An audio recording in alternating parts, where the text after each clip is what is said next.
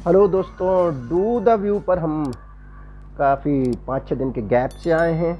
Actually हमने शुरू में उसमें वैरायटी ऑफ कंटेंट डाला और उसमें हमने बात करी पॉलिटिक्स की, उसमें क्या चीज़ें हैं जो व्यू बनाती हैं। हमने बात करी कुछ मूवीज़ की, कुछ ऐसे कोट्स इंटरव्यू वगैरह में, जैसे सलीम साहब का था। तो पर हमें उसमें लगा नहीं कि रिस्पांस उस तरह से आ रहा। अक्सर और बेशतर इसमें मेरे जानने वाले लोग हैं जो पर्सनली या डिजिटली पहले से जानते हैं, अच्छे से जानते हैं। तो इसमें एफ़र्ट्स काफ़ी ज़्यादा लगती है, क्योंकि ये इसमें हर चीज़ ठोक बजा के कही जाती है उसका ये। तो इसकी ऑथेंटिसिटी को और बेहतर करने के लिए, क्वालिटी पर असर्ट करने के लिए, हमने अब इसको वीकेंड का अफेयर बनाने का सोचा हुआ है। वीकेंड में संडे या सैटरडे को इसको हम लेकर आएंगे। इसी श्रृंखला में आज एक बहुत खूबसूरत किताब जो मैंने खरीदी थी, राजेश शर्मा साहब की ये बुक है। हम इसको रिवर्स करके आपको दिखाएंगे। गागर में सागर, a collection of most quotable Urdu couplets, Roman and Hindi script with English translation. तो अमूमन होता क्या है कि हम अगर पोइट्री को पढ़ना चाहते हैं तो बड़ा लिमिटेड सा उसका वो हमको मिलता है। अभी पिछले दिनों जिस तरह से भाषाओं की सीमा रुकी है, वो आपस में गड़बड़ हुई हैं, और जिस तरह से नई जनरेशन ने कविताओं को, गज़ल्स को, शेर को, पोइट्री को अंग्रेजी टेक्स्ट के थ्रू सीखा है, यानी रोमन लिपि में सीखा है। तो ये काफ़ी, मैं इसका एडिशन बताऊं ये कब का है, 4-5 साल तो मुझे अच्छे से याद है। सॉरी यार, बिल्कुल सर्दी हो रखी है and I am doing this rubbish thing, can't help it, I will try to cut it out in the editing. But ये वाणी प्रकाशन का है और 2010 में ये कमांडर राजेश शर्मा साहब का ये है। वाणी प्रकाशन की ये बुक थी, उस समय इसकी 300 रुपये कीमत थी।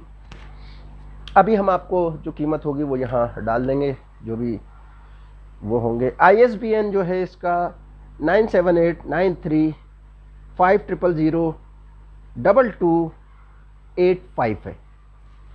मुझे ये किताब बहुत अच्छी लगी।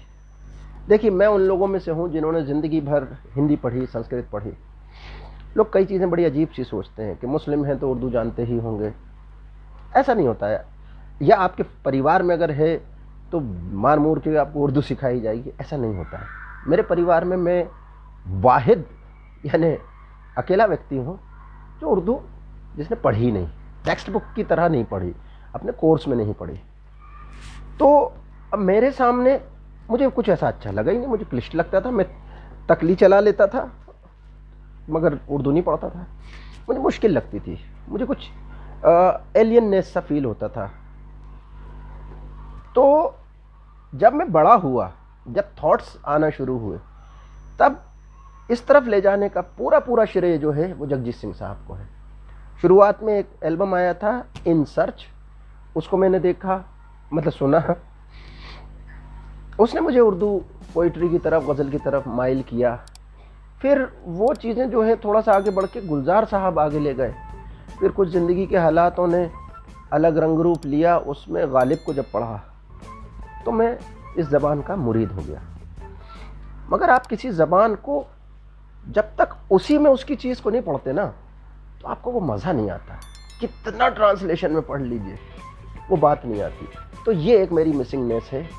बट फिर भी दावे से कहता हूँ कि बहुत सारे उर्दू दान लोगों से ज़्यादा मैं उसके मायने समझता हूँ, लुगत समझता हूँ, कोनोटेशन समझता हूँ, और अनुभव के आधार पे कई सारी चीज़ें बड़ी अच्छी समझ में आती हैं मुझे। तो राजेश शर्मा साहब की किताब मेरे जैसे लोगों को हिट करती है। मेरे जैसे लोग उसके टारगेट हैं कि भाई कपलेट लिया है इनने, ये लंबी चौड़ी 4 पन्ने, 1 पन्ने, आधे पन्ने की गज़ल वज़ल नहीं है, 2 लाइनर। आपको याद हो, आप में से जो लोग जानते हैं कि फारूक काविश नाम से मैंने भी 2 लाइनर शुरू किए थे। उसमें शर्मा साहब का कोई लेना देना नहीं था। ये कोइंसिडेंस है कि आपकी भी, वो शायद मैं उस वजह से इसको ज़्यादा अच्छे से पसंद कर पाया। तो इसमें क्या किया है उन्होंने कि रोमन और हिंदी दोनों स्क्रिप्ट में लिखा है और इंग्लिश में ट्रांसलेशन दे दिया है। ये 3 वॉल्यूम में है, मैंने तीनों लिए। आप 3 जब भी लें मगर पहला ज़रूर लें, आपको बड़े ज़बरदस्त ढंग से ये इंट्रोड्यूस कराता है। ये इन्होंने किताब डेडिकेट की है कमांडर राजेश शर्मा साहब ने, all those known and unknown poets whose work has figured in this collection. उन लोगों को जिनके वर्ड्स पोइट्री इसमें रिफ्लेक्ट हुई।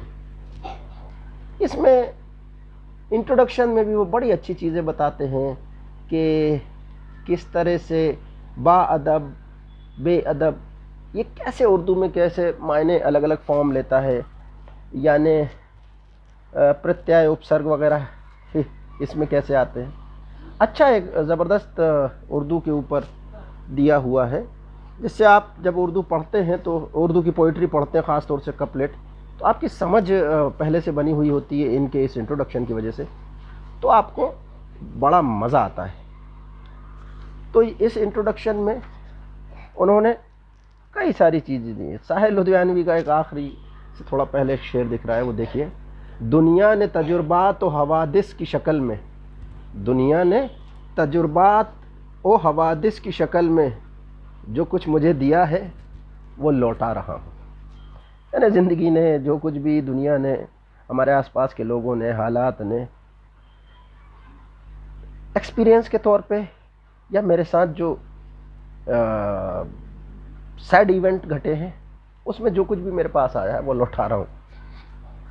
तो इस तरह से शायर अपनी बात कहा करते थे।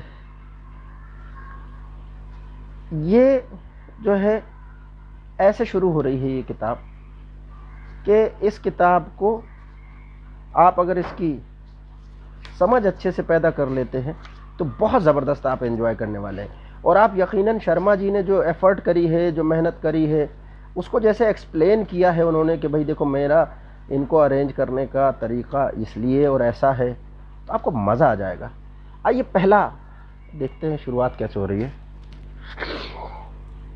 यकीनन आ गया है मैं कदे में तिश्ना लब कोई, यकीनन आ गया है मैं कदे में तिश्ना लब कोई।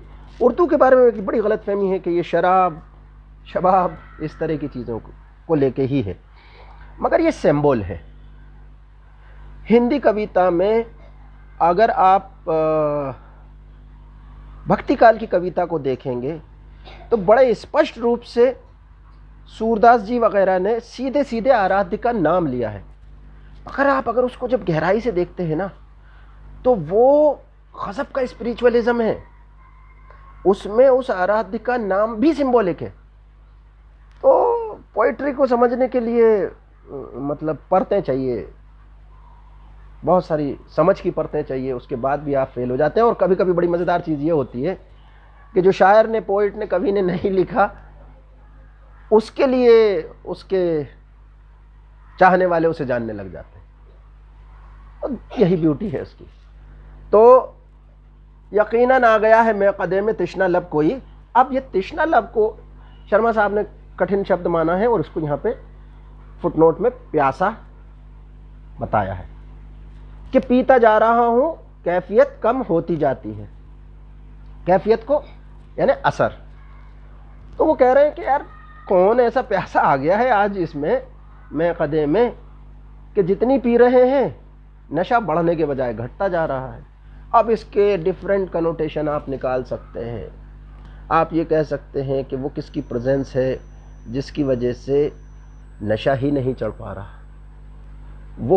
वो हालात में क्या बदलाव आया है कि आदमी के साथ जो पहले हो जाता था वो अब नहीं हो रहा है, वगैरह वगैरह, लॉट ऑफ थिंग्स।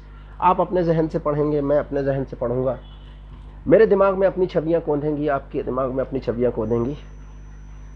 तो यकीनन आ गया है मैं कदे में तिश्ना लब कोई कि पीता जा रहा हूं, कैफियत कम होती जाती है। अब इसको हिंदी में लिखा हुआ है शर्मा साहब ने, देखिए अब इसमें यहाँ से दिख पाएगा पहला शेर। फिर उसको हिंदी में जो लिखा हुआ है उसको उन्होंने रोमन में लिखा है और कंप्लीटली फिर उसको इंग्लिश में लिखा हुआ है, यानी ट्रांसलेटेड वर्जन है। यह खूबसूरती है। तो कई बार आप जैसे हम जैसे लोग हैं, इसमें उर्दू गायब है, क्योंकि भाई ये लगभग उन लोगों के लिए लिखी गई है, ऐसा मैं समझता हूँ, जो उर्दू जानते ही नहीं है, उर्दू टेक्स्ट से परिचित ही नहीं है। तो उनको हिंदी से, हिंदी टेक्स्ट से, इंग्लिश टेक्स्ट से, आपके इंग्लिश के ट्रांसलेशन से, सबसे मिक्स करके वहाँ पहुँचा दिया जा रहा है जहाँ वो शायद सबसे क्लोज होगा इस कविता के जो असरात होने चाहिए, इन दो कपलेट के जो असरात होने चाहिए उसके। फिर भी मैं ये कहूँगा कि हर ज़बान का अपना एक तौर है, तरीक़ा है, और कोई ज़बान ट्रांसलेशन से कभी समझी नहीं जा सकती, ना उसको ड्यू क्रेडिट मिल सकता है। तो ये हमारे शर्मा जी हैं, आप ये किताब मंगाएं। देखिए ये फोकस कर पा रही है, नहीं तो मैं इसका क्लिप भी डालूँगा। तो ये शर्मा साहब का, कमांडर शर्मा साहब की बुक है, मुझे बहुत अच्छी लगी। 3 वॉल्यूम में है, एक ही शेर पढ़ के सुनाया है। आप जब पढ़ेंगे गद गद हो जाएंगे, गिर गिर पढ़ेंगे। ठीक है, तो मिलते हैं अगले वीकेंड पर। तबीयत नासाज है, दुआओं की गुजारिश है। ज़िंदगी बखैर, मिलते हैं इंशाअल्लाह अगले हफ्ते। ईश्वर आपको मेरे को सलामत रखे और वो दे जिसके लिए हम बनाए गए, जिसलिए पैदा किए गए। Bye bye, take care.